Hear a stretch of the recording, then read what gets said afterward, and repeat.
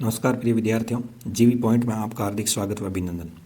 आज अपन कक्षा 12 हिंदी साहित्य के काव्य शास्त्र से संबंधित टॉपिक को हल करेंगे, जिसमें अपना मेन जो बिंदु रहेगा अलंकार।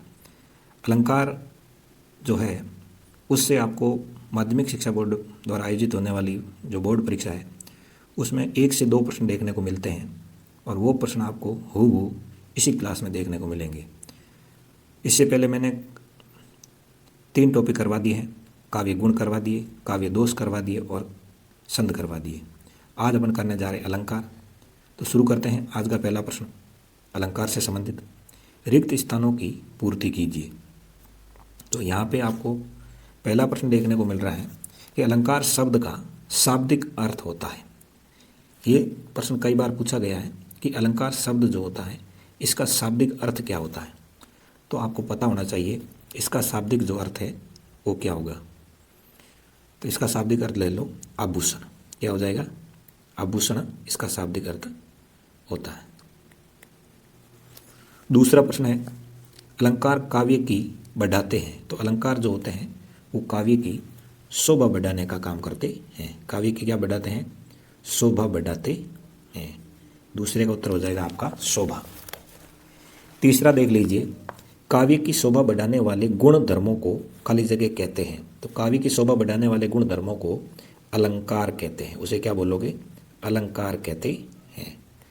तीसरा प्रश्न इस तरीके से हल करना। अलंकार की परिभाषा पूछे तो यही होने वाली है, अलंकार का शाब्दिक अर्थ पूछे तो ये होता है, और काव्य की जो शोभा बढ़ाते हैं वो अलंकार होते हैं। चौथा प्रश्न देख लीजिए, अलंकार मुख्य रूप से खाली जगह प्रकार के होते हैं। तो अलंकार मुख्य रूप से कितने प्रकार के होते हैं? तो अलंकार मुख्य रूप से 2 प्रकार के होते हैं। यूँ तो देखा जाए तो 3 प्रकार मिलते हैं, परंतु मुख्य रूप से 2 प्रकार ही होते हैं। जैसे आपने शब्द अलंकार पढ़ा होगा, दूसरा आपने अर्थालंकार भी पढ़ा होगा, और तीसरा उभय अलंकार पढ़ा होगा। इस तरीके से होते तो 3 है, परंतु मुख्य रूप से आपके 2 ही देखने को मिलते हैं। आगे देखते हैं 5वां प्रश्न। जब काव्य में अप्रस्तुत का वर्णन कर प्रस्तुत का बोध कराया जाता है तो वहाँ कौन सा अलंकार होगा? तो वहाँ होने वाला है आपका अन्योक्ति अलंकार। कौन सा होगा? अन्योक्ति अलंकार होगा। वहाँ आपका अन्योक्ति अलंकार होगा। बढ़ते हैं आगे प्रश्न नंबर 6 की तरफ। 6 नंबर प्रश्न जो है वो इस प्रकार है कि अन्योक्ति अलंकार में खाली जगह के वर्णन द्वारा का बोध कराया जाता है। यानी अन्योक्ति अलंकार में अप्रस्तुत के वर्णन द्वारा, इसके द्वारा अप्रस्तुत के वर्णन द्वारा प्रस्तुत का बोध कराया जाता है। किसका बोध कराया जाता है? प्रस्तुत का बोध कराया जाता है। बढ़ते हैं आगे 7 नंबर प्रश्न की तरफ। कारण के अभाव में कार्य का होना पाया जाए वहाँ कौन सा अलंकार होता है? तो कारण के अभाव में कोई कार्य हो रहा है, वहाँ विभावना अलंकार होता है। कौन सा अलंकार होगा? विभावना अलंकार होता है। अगला प्रश्न है कि विभावना अलंकार में खाली जगह के अभाव में का होना पाया जाता है। तो विभावना अलंकार में कारण के अभाव में, किसके अभाव में? कारण के अभाव में क्या हो रहा है? कार्य होता है। कारण के अभाव में कार्य का होना पाया जाता है। 9 नंबर प्रश्न है, जब काव्य में कारण का अभाव हो तो कार्य का न होना वर्णित हो, वहाँ विशेषोक्ति अलंकार होता है। यानी जब काव्य में कारण का अभाव में कार्य न होना वर्णित हो तो वहाँ विशेषोक्ति अलंकार है, और कार्य होना हो तो वहाँ पे विभावना अलंकार हो जाता है। तो ये विभावना और विशेषोक्ति एक दूसरे के विपरीत काम करते हैं। दोनों की परिभाषा थोड़ी सी चेंजेस है, आप इन दोनों को एक साथ याद कर सकते हो। आगे 10 नंबर प्रश्न देखोगे कि जहाँ काव्य में कारण के होने पर भी कार्य न होना पाया जाए वहाँ कौन सा अलंकार है? तो वहाँ आपका विशेषोक्ति अलंकार होगा। वहाँ कौन सा होगा? विशेषोक्ति अलंकार होगा। ये ध्यान रखना, विशेषोक्ति अलंकार। अगला प्रश्न 11 नंबर देख लेते हैं कि जब समान अर्थसूचक विशेषणों द्वारा प्रस्तुत व अप्रस्तुत दोनों का एक साथ बोध हो वहाँ अलंकार होता है। तो वहाँ पर कौन सा अलंकार होता है? समासोक्ति अलंकार होता है। कौन सा होता है? समासोक्ति अलंकार होता है। इसी तरह प्रश्न नंबर 12 देख लेते हैं।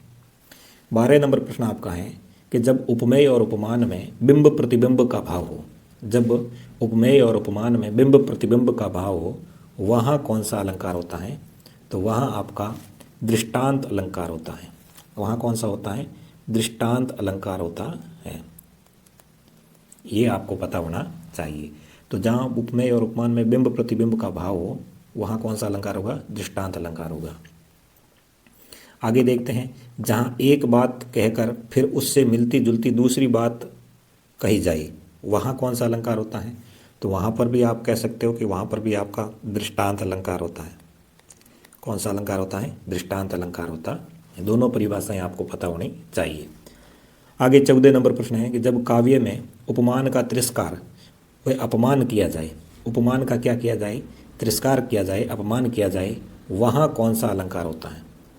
तो वहाँ आपका प्रतिप अलंकार होता है। क्या होता है? प्रतिप अलंकार होता है। प्रतिप अलंकार खाली जगह का विपरीत होता है, तो प्रतिप अलंकार है वो उपमा अलंकार का विपरीत होता है। कौन से अलंकार का? उपमा अलंकार का विपरीत होता है, वो होता है आपका प्रतिप अलंकार। अब देखते हैं आगे 16 नंबर प्रश्न। 16 नंबर जो आपका प्रश्न है कि उपमा अलंकार का विपरीतार्थ होने पर अलंकार होता है, तो उपमा अलंकार जो है उसका विपरीतार्थ होने पर कौन सा अलंकार बन जाता है? तो प्रतीप अलंकार बन जाता है। कौन सा अलंकार बन जाता है? प्रतीप अलंकार है वो बन जाता है। आगे 17 नंबर प्रश्न है कि जब उपमान को उपमेय और उपमेय को उपमान बनाया जाए, क्या कह रहे हैं कि जब उपमान को उपमेय और उपमेय को उपमान बनाया जाए वहाँ अलंकार पाया जाता है, तो वहाँ प्रतीप अलंकार पाया जाता है। कौन सा? प्रतीप अलंकार है वो पाया जाता है। अगला प्रश्न 18 नंबर कि जहाँ उपमेय में उपमान की तुलना की, जहाँ उपमेय में उपमान की तुलना में एक बात ज़्यादा हो वहाँ कौन सा अलंकार होता है? तो वहाँ होता है आपका व्यतिरेक अलंकार। कौन सा होता है? व्यतिरेक अलंकार होता है। 19 नंबर प्रश्न देखोगे, जब काव्य में प्राकृतिक क्रियाओं पर का आरोपण किया जाता है, किसका आरोपण किया जाता है? मानवीकरण का। मानवीकरण का आरोप किया जाता है, वहाँ मानवीकरण अलंकार पाया जाता है। अगला है, मेघमय आसमान से उतर रही संध्या सुंदरी परिसी पंक्ति है। ये पंक्ति जो मेघमय आसमान से उतर रही मानवीकरण किया गया है, तो यहाँ पर मानवीकरण अलंकार है। मानवीकरण अलंकार है। इस तरीके से ये आपके 20 प्रश्न जो रिक्त स्थान के हैं वो यहीं पूरे हो जाते हैं। एक आपका प्रश्न अलंकारों में लघुत्तरात्मक प्रश्न भी आता है, तो आपको लघुत्तरात्मक प्रश्न भी देखने को मिलेंगे। पहला प्रश्न है अलंकार की परिभाषा व लक्षण लिखिए। इसमें आपने 20 प्रश्न पढ़े, उनमें अलंकार की परिभाषा आई है, तो आप वहाँ से देख करके अच्छी तरह से लिख सकते हो। दूसरा प्रश्न है अन्योक्ति अलंकार के लक्षण और उदाहरण लिखिए। ये भी प्रश्न आया था। इन्हीं 20 प्रश्नों के अंदर आपको इसका उत्तर देखने को मिलेगा दूसरे का, तो आप इसका भी उत्तर इन्हीं 20 प्रश्नों से कर सकते हो। तीसरा समासोक्ति अलंकार का लक्षण और उदाहरण। उदाहरण आपको नहीं मिले तो आप किताबें से देख सकते हो, परंतु इनकी परिभाषाएं हैं, सबके लक्षण हैं वो इसी प्रश्नों में देखने को मिल रहे हैं। चौथा विभावना अलंकार को परिभाषित करते हुए उदाहरण लिखना है। पाँचवा विशेषोक्ति अलंकार के परिभाषित करना है। दृष्टांत अलंकार के लक्षण और उदाहरण। प्रतिप अलंकार को परिभाषित करना है। इसी तरह मानवीकरण अलंकार, व्यतिरेक अलंकार, अलंकार की विशेषताएं और अलंकार काव्य की शोभा बढ़ाते हैं, इस कथन की पुष्टि कीजिए। तो ये आपको 11 प्रश्न आपको देखने को मिलेंगे। इनमें से एक लघुत्तरात्मक प्रश्न पक्का है, इसलिए आप इसे सबकी परिभाषा और सबके लक्षण जो हैं वो अच्छी तरह से याद कर लेना। ये क्लास आपके लिए काफ़ी फायदेमंद होने वाली है। इससे बाहर शायद ही कोई प्रश्न है जो इससे बाहर आए। तो अगली क्लास आई, तब तक के लिए जय हिंद, जय भारत।